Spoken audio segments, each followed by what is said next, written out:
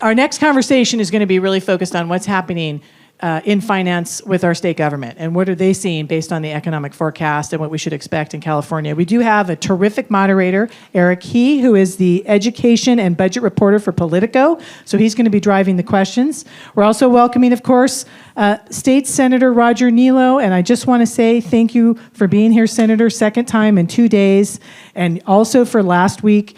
And a special shout out to the senator because he called me one day and said, have you heard of the UC Center Sacramento and their Governance Fellow program back in 2023? And that's how I got the first introduction to this program and was first a Governance Fellow with the terrific undergraduate internship program called UC Center Sacramento. So thank you, Roger, for helping me get introduced to the center. That's not why you're on the panel, but we're happy to have you here. We also have Sarah Bohn, Vice President and Director of Public Policy, Institute of California's Economic Policy Center, and she's a senior fellow there as well. And Gabe Petek, Legislative Analyst from the Legislative Analyst's Office, and Joe Stephenshaw, California Department of Finance. Let's have a great conversation. Take it away, Eric. All right, well, thanks everyone for being here. I know it's a busy time, so appreciate you all taking time out of your busy schedules to join us. This panel is sort of addressing the fiscal future of California and based on the outlooks. And I know a lot of it's uncertain. It just, we're looking at federal uncertainty, the effects of the tariff policy and whatnot. So I'm very proud to have sort of four esteemed experts here to kind of talk through what we saw in the governor's revise and how that might, what that kind of says about the state's future. So let's just kind of jump right in. I want to start with Joe, since you were probably the person in this room is closest to the actual budget process than anyone else. Can you maybe take us inside, to the extent that you can, the process of putting together this year's May revise? I know in January there was a slight surplus projected that has ballooned to a deficit of $12 billion. Sort of, how do you sort of look at the economic headwinds and plan for a budget that is maybe so uncertain based on all the factors that are out there? It's not easy. I would say that having worked on state budgets now for just over 20 years, that what is certain is that no budget is the same. So every year brings its own challenges. This year, in particular, obviously, we're coming off of 2 years where we faced some pretty significant shortfalls due to the revenue correction that we saw, and cumulatively over the last 2 years, we faced almost an $80 billion budget shortfall. So we had kind of used all of the tools we have, the low-hanging fruit, to really weather that storm the last couple of years. And as we were coming through the governor's budget, we actually saw things start to stabilize in terms of what we're seeing in our revenue. We were seeing some pretty consistent positive performance there, which has continued post governor's budget. And but with that, we did acknowledge, and the governor acknowledged at the January budget, that there are some structural imbalances that we're seeing in our forecast going forward, and that those would have to be addressed likely at the May revision. So even though we've had this turn in terms of the impacts of the new federal policies on our economic forecast and also our revenue forecast, we knew we had some underlying issues that we had to address.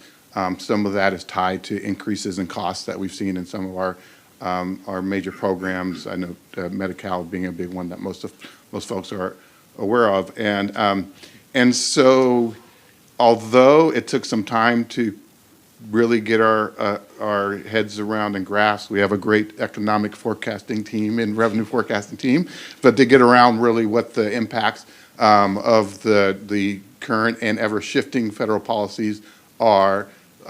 We also knew that we had some issues that we had to address, and we really focused on trying to find the balance to taking some steps now at the May revision to solve some of that underlying imbalance we see in our forecast, but also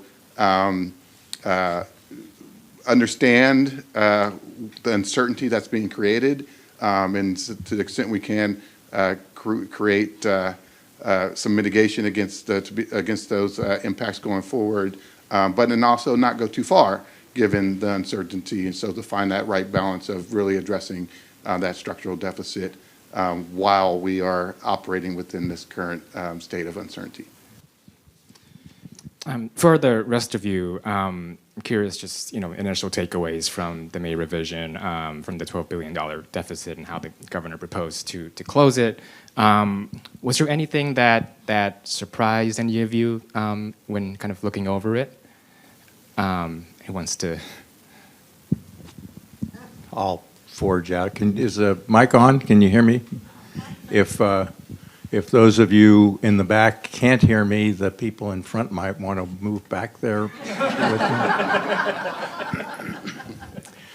I was mildly surprised at the lack of funding for Proposition 36, and I say mildly because the governor's been clear about his position, which dismays me significantly. But I was surprised at one piece of that, and that was the funding was not put forth, but there was actually funding to probation departments that was taken out of the budget that is a piece of work that probation does specifically on Proposition 36 efforts, working with regard to substance abuse treatment and going through the court system. That kind of surprised me, and it was I think it was a statement on the governor's part, as I said, a dismaying one. But a real surprise is we do have very significant deficits in the out years, 26, 27, and beyond, that the alleged analyst last fall was opining at 20 to 30 billion. I think that's coming down, but I'm not sure what the updated number is, but it's still very significant. And I was surprised that the governor really didn't say anything about that except acknowledging that it exists. And we really need to spend time now to look at programs that have been introduced in the last 3 or 4 years, particularly the flush budget years, to see which aren't quite producing as they should, and that's going to guide us for spending adjustments that will need to be done in future years. So I was kind of surprised that that was not a highlight of the budget presentation. I'll be quick because I think I'm the least of the budget wonks on this panel. But what surprised me the most was on the revenue side, and maybe speaks more to the psychology of living through the pandemic than being an economic analyst. And that is that the revenue forecast didn't seem very affected by the delay in LA's tax filing deadline.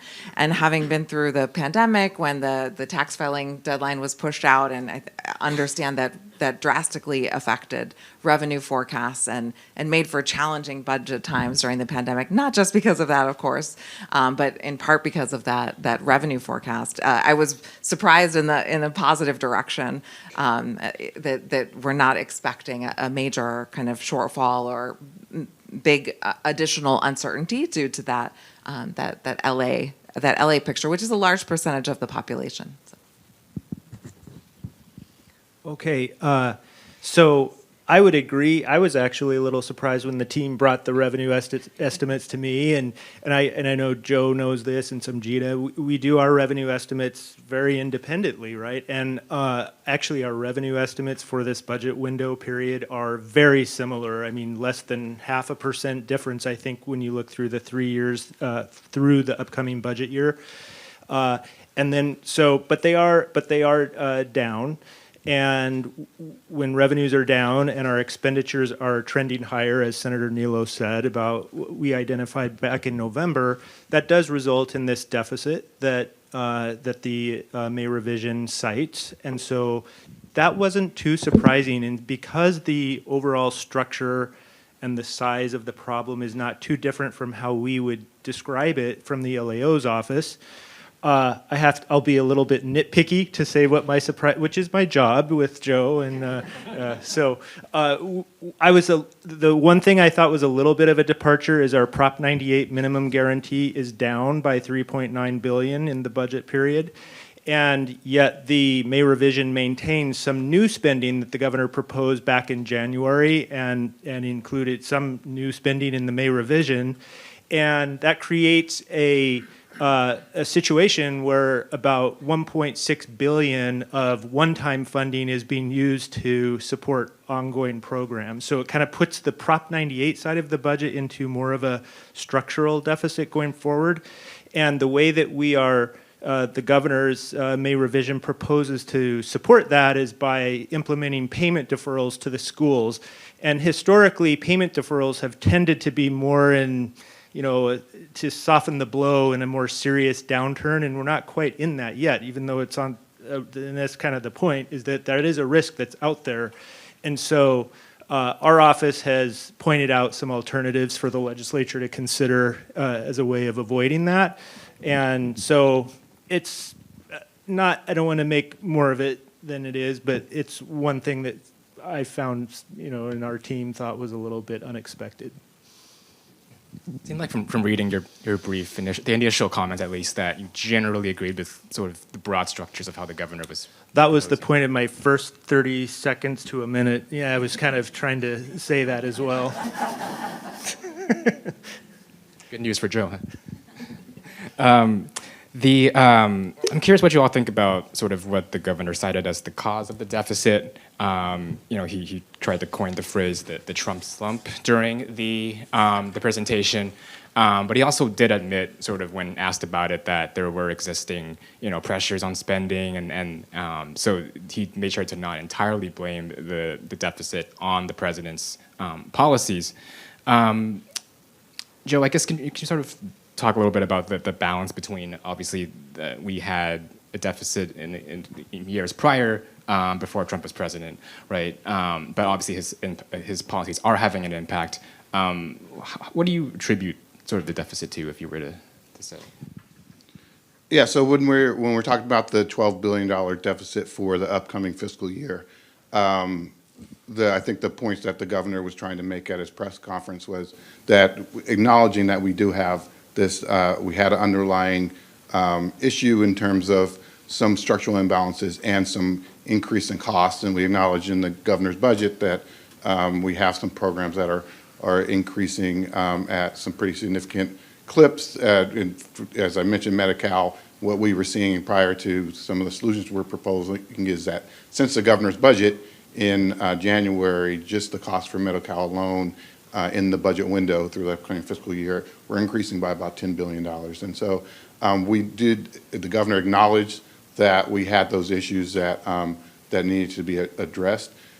However, also acknowledged that our revenues, as I mentioned earlier, were performing pretty well. And then through April, our revenues, accounting for what we expect will be shifted to October due to the LA fires, the revenues through April were about $7.9 billion above the governor's budget projections in January. And so we were performing pretty well. And because of the federal policies and the impact of those policies, mainly tariffs, on our economic forecast and our revenue forecast, that performance that we are seeing is projected to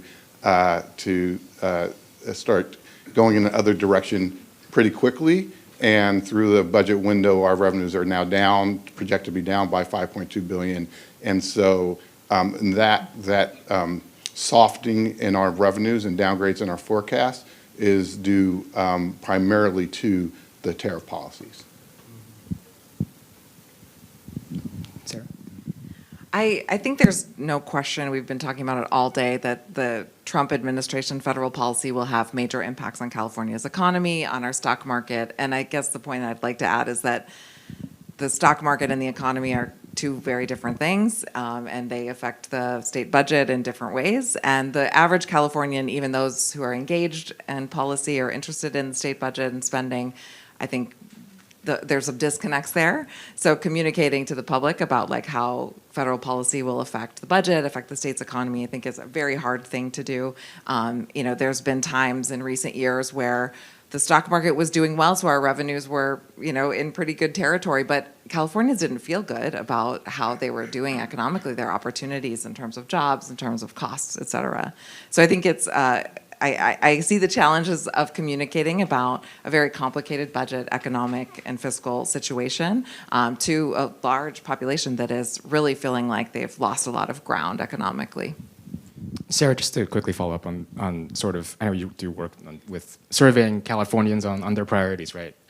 When you look at this May revision, do you think the state's priorities, California's priorities, are reflected in the governor's budget?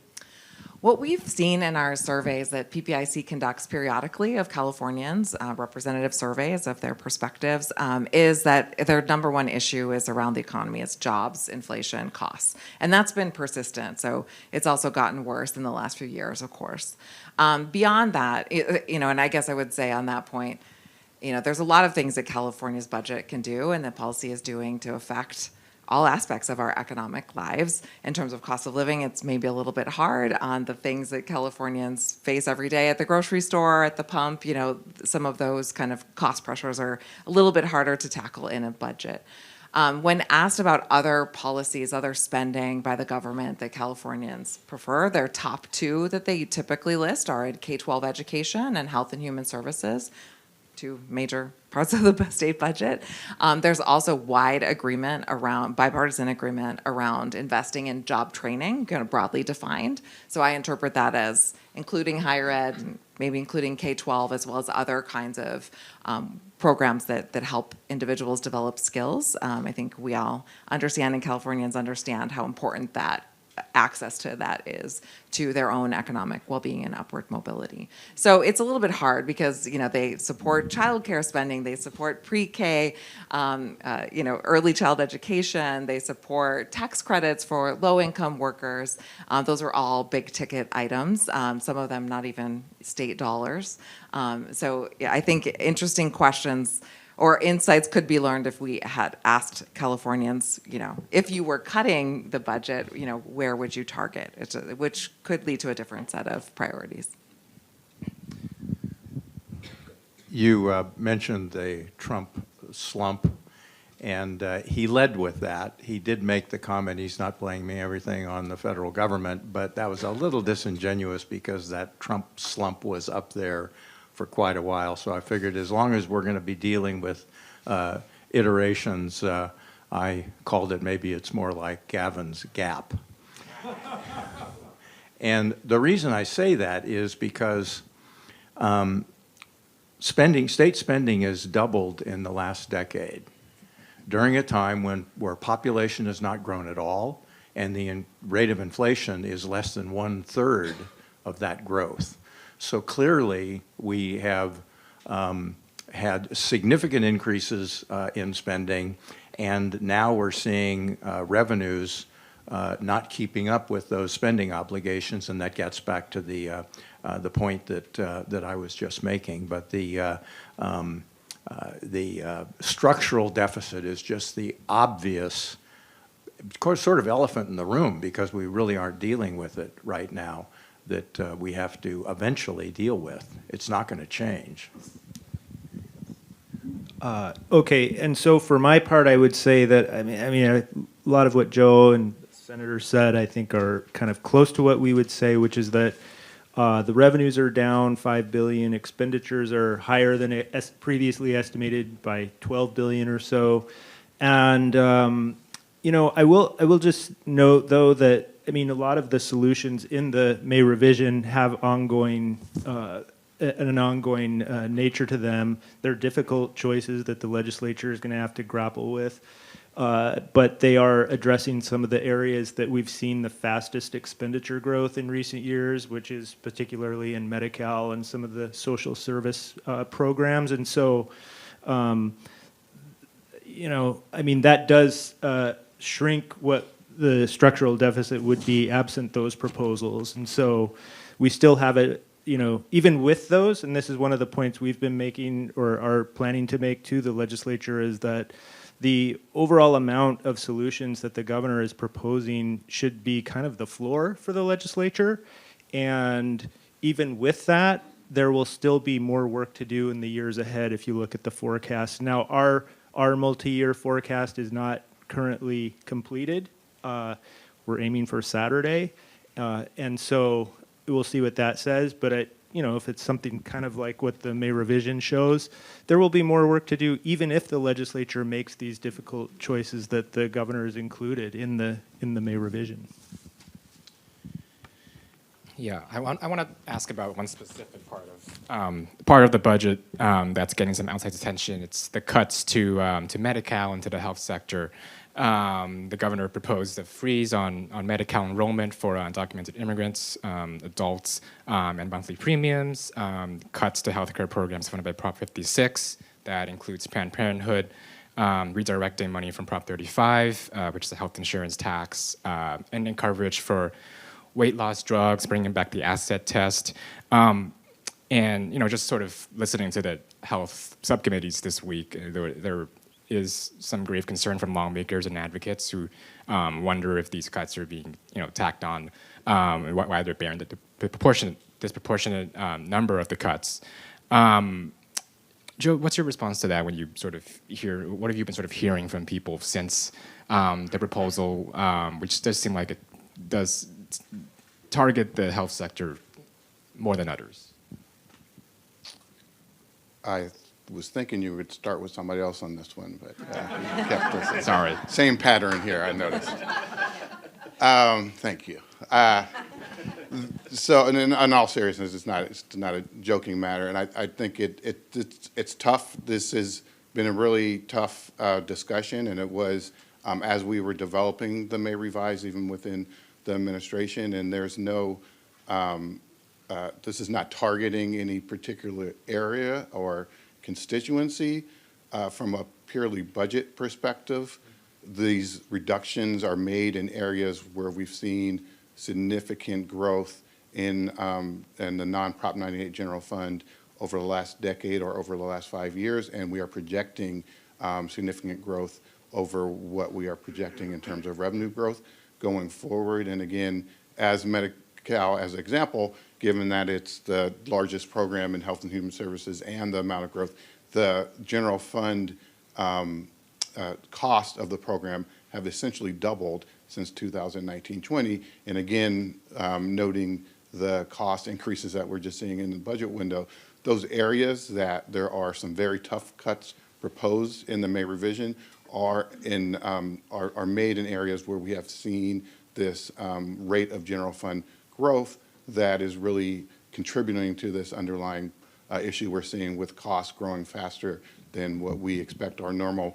revenue growth to be. The last point I would make, or a couple points, the governor expressed at the press conference a number of times that this is our proposal, the administration's proposal, in order to address the budget problem that we have and significantly address that ongoing structural imbalance. And by the last year of our multi-year, the cuts that we're making grow to over $16 billion.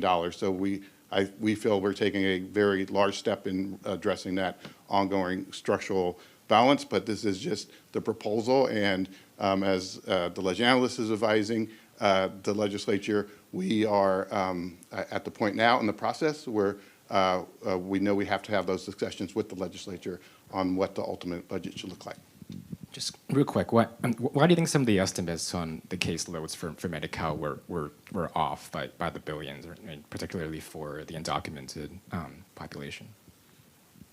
So there's a few factors, but I think one of the main ones is just a very difficult population to estimate for. To begin with, there's not a lot of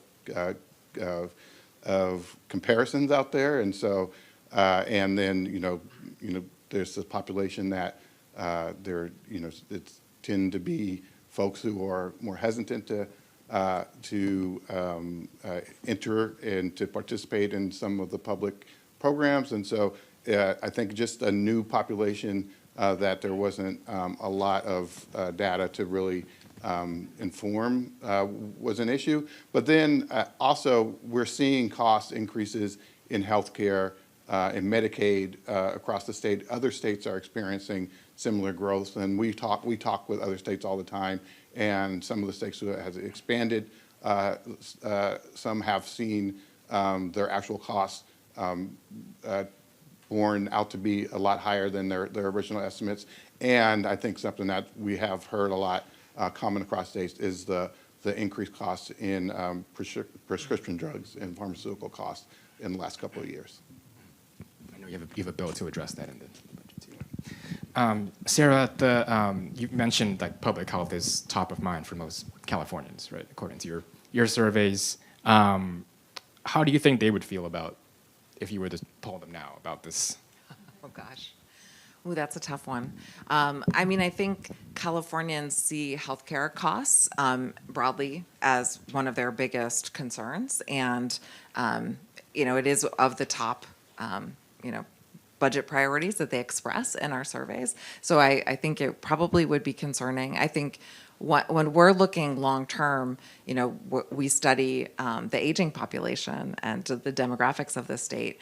And one of the drivers that you actually saw in Jerry's presentation this morning was we've had this bright spot in the economy of job growth in health and social assistance that has far outpaced any other kind of sector growth. Half of that growth is basically coming from personal care services, home health services that are a huge demand for our growing older adult population, and is one of the pieces that I think was proposed for cuts in this budget revision. So, even Jerry this morning foreshadowed that kind of job growth is not probably sustainable given the cost pressures that governments face, both state and national, for the critical needs that Californians have on this front. So that is a long-term big challenge that I'm sure Californians, when surveyed in our upcoming surveys, will have thoughts on with regard to just meeting their quality of life, healthcare, ongoing needs. Senator, you've talked about overspending in the past, and sort of that's been an ongoing complaint of yours. What do you make of the Medi-Cal situation and what the governor's proposing here? This is a policy area that is admittedly very partisan. The Republicans and Democrats have quite different views with regard to the policy involved with the largest cut here, the Medi-Cal, the benefits to undocumented immigrants. My position on that has always been that regardless of your position on the policy, I think the fact of the matter is we can't afford it. This was, if memory serves, this was begun in the Brown administration for kids. And Governor Brown is a fiscal conservative, I think I can say. He was kind of a cheapskate, one thing that I liked about him. But it seems to me, he said at the time, we can't afford to go beyond that in terms of cohorts of undocumented immigrants, but subsequent to that, we have. And the biggest concern I have is it a magnet, because we've had significant migration into the country in these years, and how many people have come to California exactly for this benefit?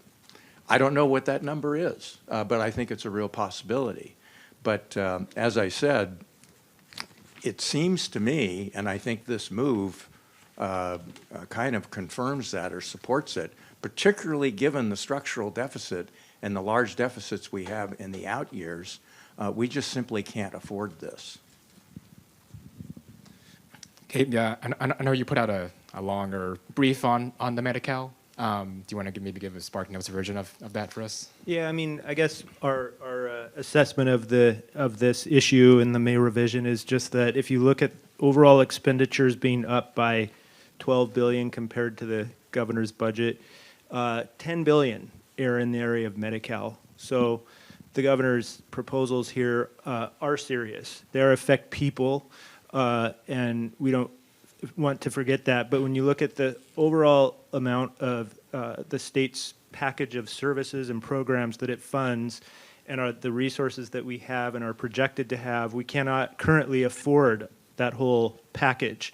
And this is the area that has been growing among the most rapidly. It's one of the largest expenditure areas in the budget. And as we dig into it, what we're seeing is that, yes, the caseloads are higher than we thought, but also the per enrollee costs are higher than we thought. And part of what that reflects is, higher utilization of services, higher medical costs for those services, inflation within medical care essentially, and also the GLP-1 drugs. And so the governor's proposal takes a pretty broad look at all of these areas. And one of the things that at this point in time, what we're recommending is for the legislature to try to pursue more information to understand more deeply about the drivers of those per enrollee costs within the program, and to, again, like I was kind of saying earlier, treat the governor's overall amount of savings that he's targeting in this area as sort of the floor, and try to make sure that they don't adopt savings of less than that amount. Now, if it's not within Medi-Cal, it would have to be from somewhere else. And so the governor's proposing this, I think, in large part because this is the source of the budget expenditures that are really growing quickly. But, some of the, and then looking more specifically at some of the savings mechanisms, they include things like freezing enrollments at the current level starting in January, or introducing a premium for beneficiaries. And so there could be different ways to go about that. Maybe instead of freezing enrollment, you'd establish income thresholds if the legislature felt that that was kind of arbitrary to select a date where people are cut off, or introduce a sliding scale, for example, when it comes to cost sharing. Now, of course, that sounds like it's a little bit softer, but it might erode some of the savings that the governor's proposal is able to show. So there's trade-offs with all of that, and that's kind of what our office does, is try to help the legislature identify the trade-offs in its range of policy options. I want to turn to a happier question. We are at the UC Student Center, so I want to ask about the governor's proposals to partially reverse cuts to the UC and CSUs.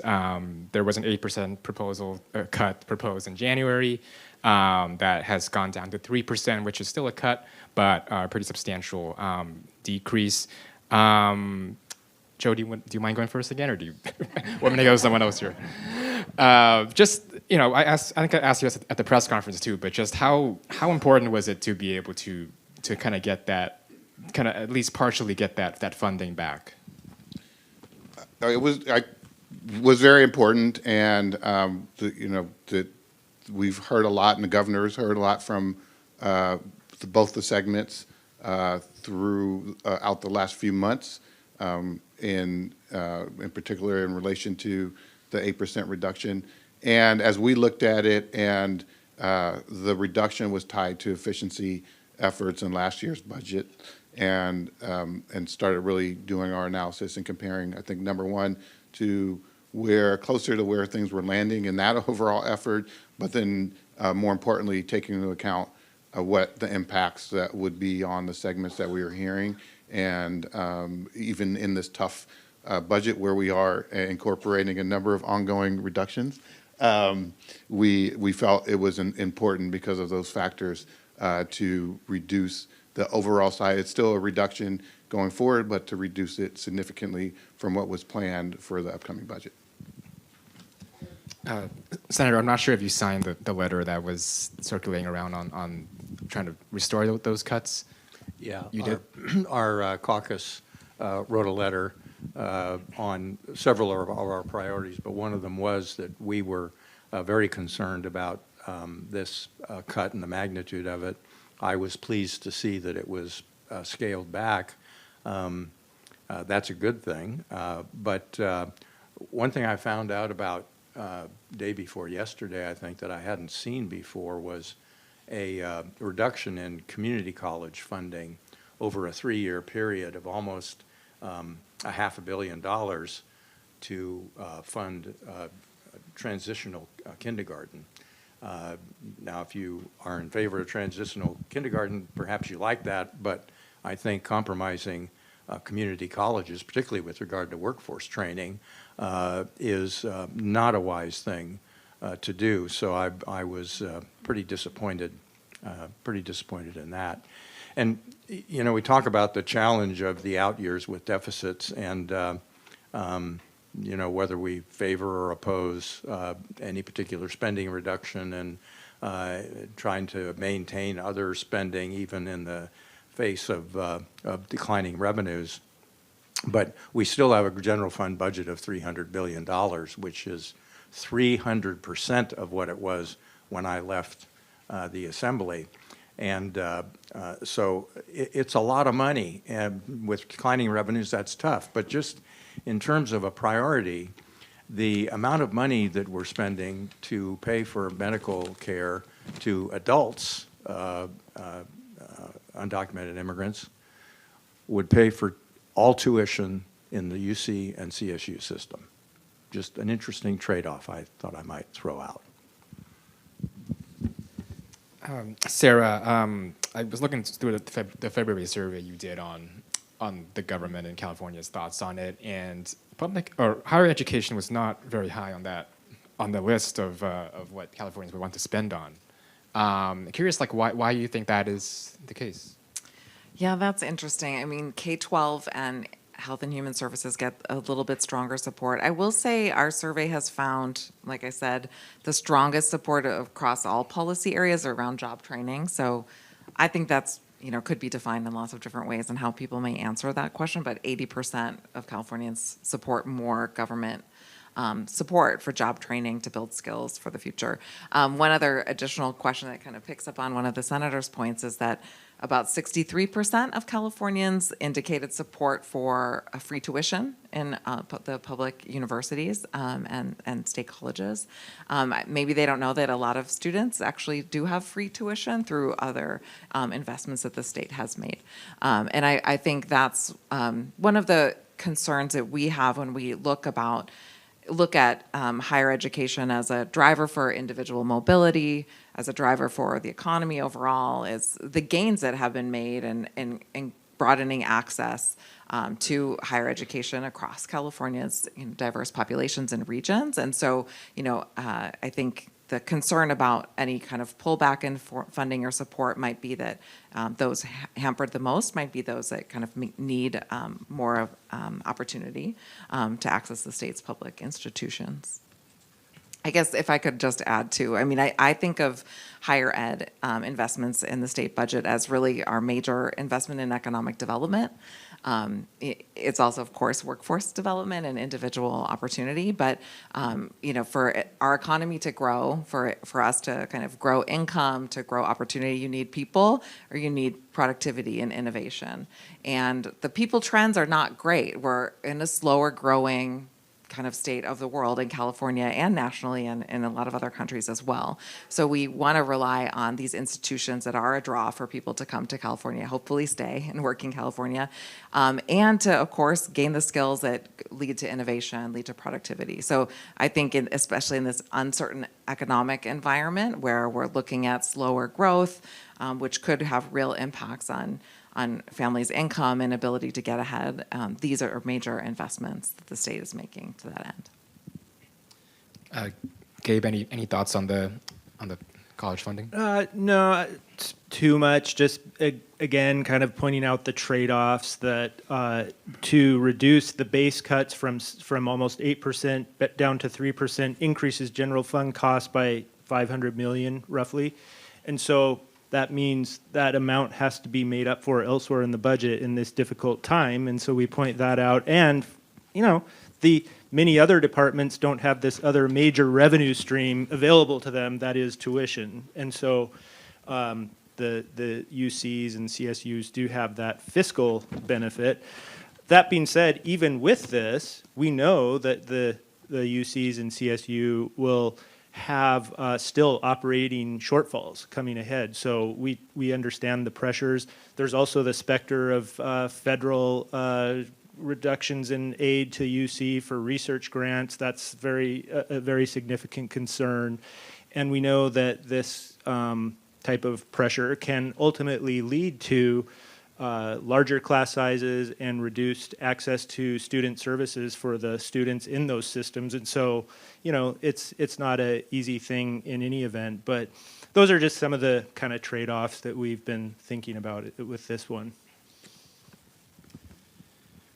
I do want to ask about the future, and I know that's hard to plan for, especially this year. But given the deficit we have, given that the governor has projected that $16 billion could be at risk from the tariff policies, and that this GOP bill that's working its way through Congress could cost the state $30 billion. Sort of, you hear these numbers, or you sort of think about what lies ahead in terms of planning. So I'm just curious each of your thoughts on how on what the future holds in the out years. I know Senator pointed out that do you think the state should be planning more for that? Maybe do you want to start there and just kind of talk about what you see in the out years and in the future for the budget? Sure, I'll jump in. Fools rush in where wise men fear to tread. It's very difficult to forecast and make predictions, especially about the future. So that's where we are.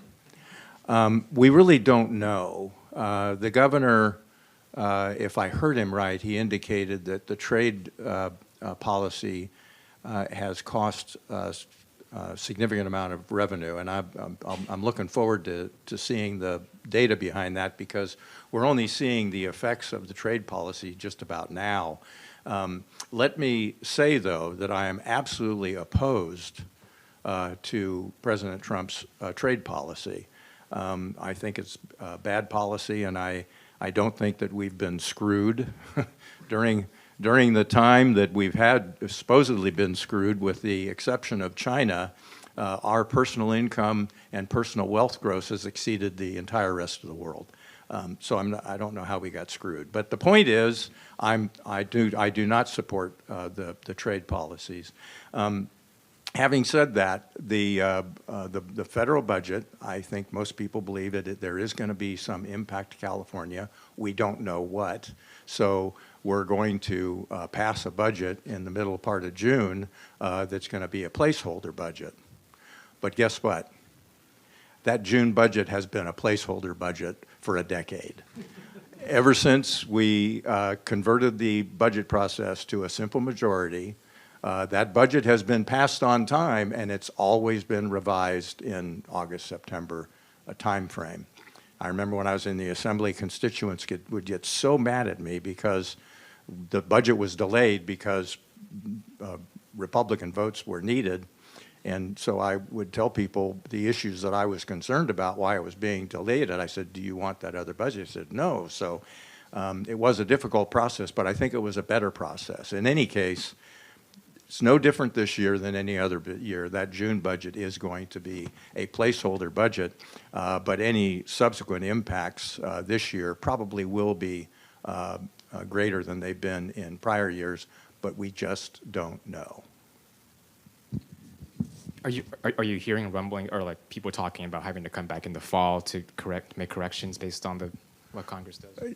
We're not specifically talking about that, but were it not for the delay of tax revenues, we'd probably be able to do something before we adjourn. But with the delay of tax revenues, that might be the case. I don't know, and I'm not sure that Joe could forecast that either. Remember, predicting things is difficult, especially about the future. Joe, just addressing Senator's question there on the tariffs and the $16 billion revenue that you're projecting it's going to impact. What is that sort of based on? So the $16 billion is based on the loss in revenue that's the result of the downgrades in our forecast, and assumes that if all things would have stayed the same as of the governor's budget, and we wouldn't have had this pretty much shock that resulted in these significant downgrades to our forecast, that our revenues in the budget window would be $16 billion higher than they are now, and that delta is a result of the federal policy, particularly the tariffs. So that's what it's based on. I would just add in terms of what we're doing now. We have to pass a budget, and our budgets are based on current law. And as the senator alluded to, we still not final in terms of what the ultimate bill at the federal level will include. So as at some point we'll have to account for those impacts, and that could mean doing it before the end of session or doing it, some point later in the year. But we can't build it into or build those impacts into our actual fiscal plan until we know exactly what they are. What's sort of your projection for the out years for next year? We've done some reporting and sort of hearing the numbers that are, I guess, 30, 40 billion. Like, what are you? I mean, in terms of the bill that is currently in the House, I don't know what's happened today. We just some initial estimates of the impacts potentially on the lost in Medicaid funding for the Medi-Cal program around 30 billion, and millions of folks who would lose health coverage. And I think that's the point the governor made at the press conference as well, is that the impacts will likely mean a loss of service to residents of California, because the state's simply not in a position to backfill all those reductions. All right, Eric, we probably have time for one more question from you, and then we're going to go to the audience. Yeah. Well, I'm just going to turn to Sarah or Gabe if they have any thoughts on the fiscal future. The thoughts that I would have about the fiscal future are some of it has been said. I think like some of the more extreme versions of what we're hearing about, really it's one of the messages that we've had to the legislature is that the state doesn't have the resources to backfill that amount on its own. It's just the reality of it.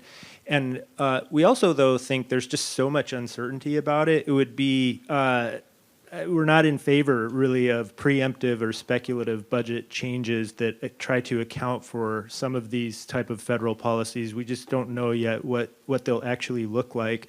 But with that being said, we think the governor's proposal is right.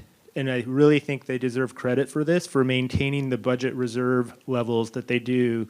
There's a $16 billion reserve in the budget stabilization account and our special fund for economic uncertainties.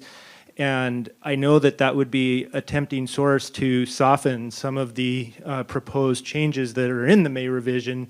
But with that amount of uncertainty, having that reserve available could be a very valuable tool to kind of transition to a different policy profile in a subsequent fiscal year. So those are some of the main thoughts that I have. Yeah. Sarah?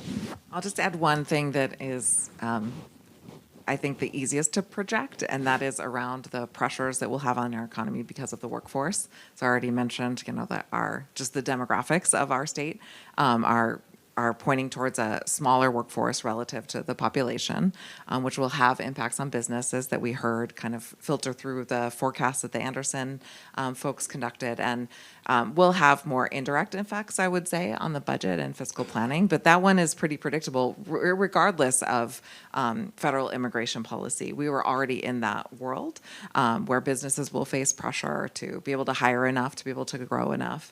And will California still be a draw for people to come and work and start their business? Will we have all the conditions that make that feasible? Is the big question, economic question on my mind. The number one thing I've learned so far is the future. Things are difficult to predict, especially the future. So, and many more. I have some questions in my back pocket. I know Eric still has a few more, but I wanted to see if we can go out to the audience for some questions. It's a great opportunity to have these leaders here and ask. I know you've loved the ones I've asked earlier today. Okay, mine is about the rainy day fund. And that is, in particular, how healthy is it? Because last year at this program, which was the first annual, I remember panelists saying, actually criticizing the governor for accessing the rainy day fund. That's terminology I'm going to use here. And then the person sitting next to me in the audience said, isn't that what it's for? Gabe, you'd said a little bit a moment ago about reserves, and I know there's different funds that comprise that. How healthy is it, and does anyone recommend that we have a different policy towards the reserves, that we access it more, as opposed to, well, we really don't want to because we might need it more down the road? Take that. Well, last year's use of them was, remember, to kind of take a 2-year approach to the deficits that the state was facing, both for the current year and the upcoming year. And so it's important to remember that if those actions weren't taken last year, we would face another $23 billion in budget problem, I think is the number that we were coming up with. And so that would be really challenging at this point. So, when you're faced with a deficit, accessing the reserves that is kind of what they are for. This is happening at a time when, the revenues haven't plummeted, like in an outright recession. That we've had a slowdown, but there is expenditure growth pressure, and so I think, to the extent we can try to make some changes on our spending trajectory, that would be very important. And yes, I think the governor had a proposal to enhance the reserve policies back in his January budget, and then we did an analysis of that, and also what we thought, just kind of in isolation, what would be the best reserve policy possible to smooth out the state's fiscal volatility. And it picked up on some of what the governor was proposing, but went further. And we think this is a good discussion to be having, and now is a good time to have it. But happy to go into a lot more detail on that, but it might take longer than we have. So, yeah. Hold on, I turned it off. I see Senator Niello. Reach for the mic. Please chime in. Yeah, this is I think, a very, very important issue.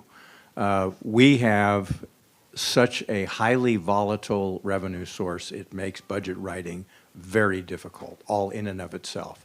If we had a more dependable revenue source, things would be significantly easier. We're not going to change tax policy. In order to make it less volatile, we would have to reduce rates at the upper end and raise them at the lower end. Politically not realistic.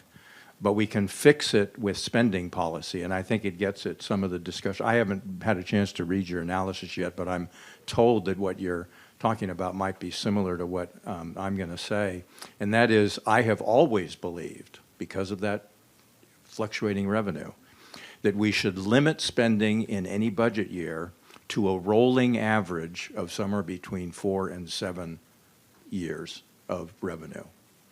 And that would be the maximum we could spend, and any revenue over that would go to the reserve. If we'd have been doing that since in the last decade, we would have a significantly larger reserve, because that $100 billion excess would not have been able to be spent. Nowhere near that. We'd have a much more significant reserve now. And that mechanism also means that when revenues fall below that rolling average, those reserves can automatically be brought back into the spending enablement. The reason it doesn't fly is because the legislature, by and large, does not want to be limited in the amount of money that it can be spent, regardless of where the revenues are. But I believe that would be the most prudent thing that we could do to manage our budget on a much more reliable basis. Thank you. I see Joe also grabbed the mic. Yeah, and I'll try to be quick on this one. I just want to say that I agree, and I think the governor would agree with the senator that we do need to save more in our reserves, particularly when we have some of those revenue spikes that we are going to experience given the volatility in our revenue system. And the governor's budget proposal that Gabe mentioned is meant to do just that, in lifting the required cap on contributions into the rainy day fund, and then also exempting the deposits from the GAN limit, which is important and is really something that was taken out of lessons learned from what we experienced in the last few years. On that volatility in particular, a lot of that is related to the capital gains which we have had an all-time spike in capital gains revenues in 2021, and then a correction off of that. And that's really what we dealt with in the last couple of years, and really feel going forward it's going to be important for the state when we're in those instances to, as the senator mentioned, when we have those spikes of $100 billion, to put more of that away to use to smooth out the downturns going forward.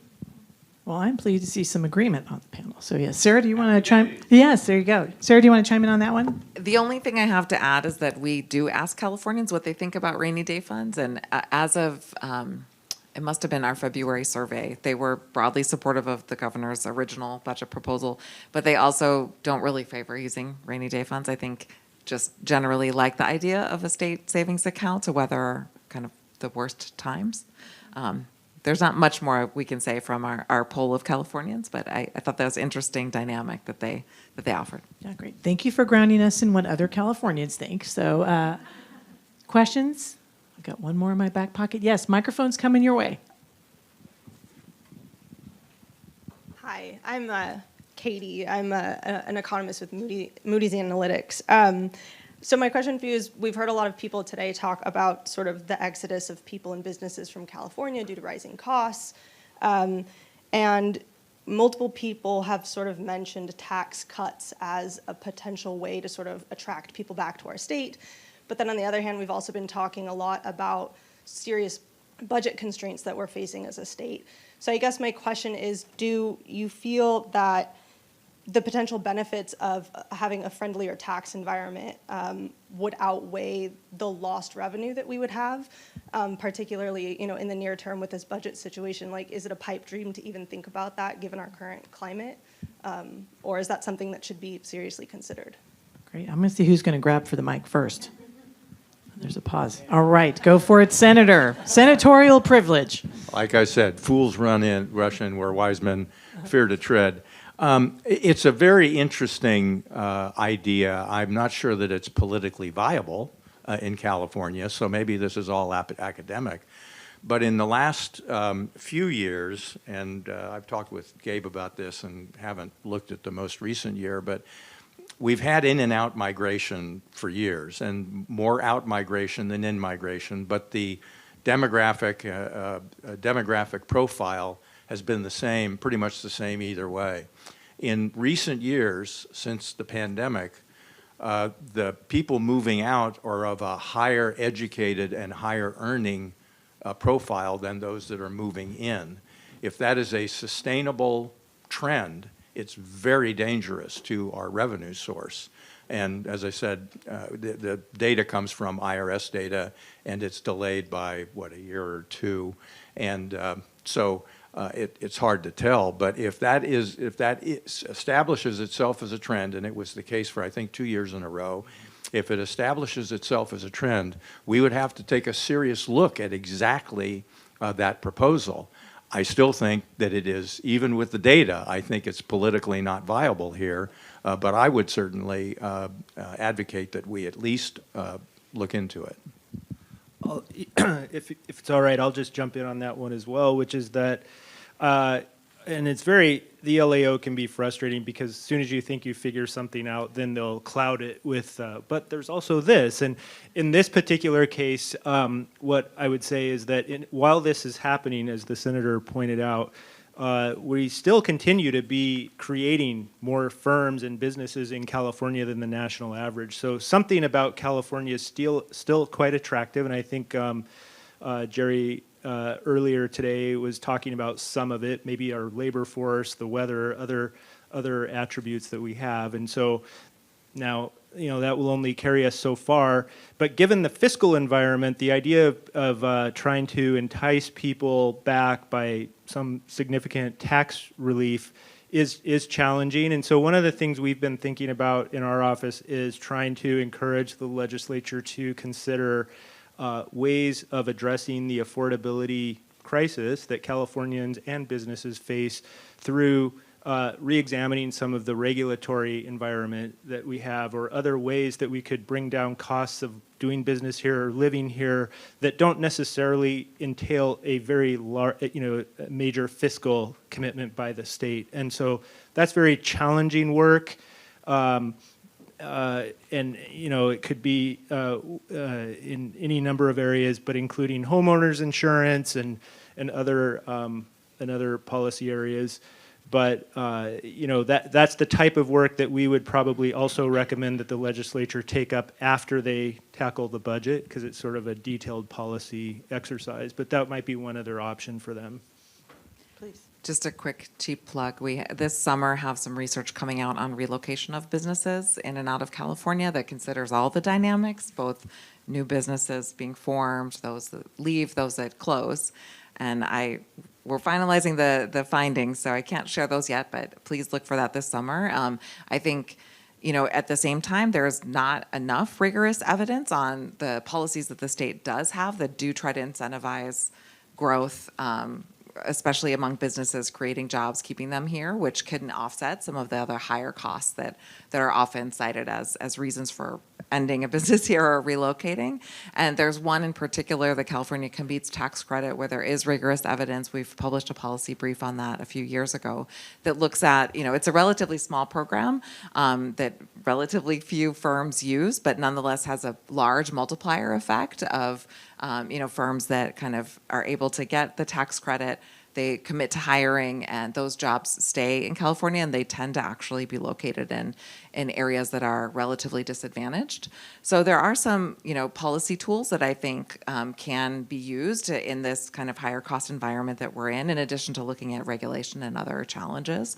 But I think we need a little bit more rigorous evaluation to really understand what works among the potential tools that the state has at its disposal. Terrific. All right. I do want to say, by the way, Sarah, we should do a program together this summer on your research. We also have some folks at the University of California who I know will be reading it and supplement, and that would make a great lunchtime program for us to have. So I know we'll get to see you here. Let's give a warm thank you to our panelists. Great moderating job by Eric. Fantastic questions. This whole program today was made possible, as Provost Newman said at the beginning, by a generous donor who prefers not to be named, to make sure there is good conversation, debate, and dialogue, evidence-based policy coming out of the Anderson forecast. And I think thanks to our panelists all day, our great moderators from Politico, and you, we met the challenge. And I'm looking forward to seeing you here again at the center and definitely at next year's California Economic Futures Forum. And in the meantime, let's go out and make good policy. Thank you for being here today.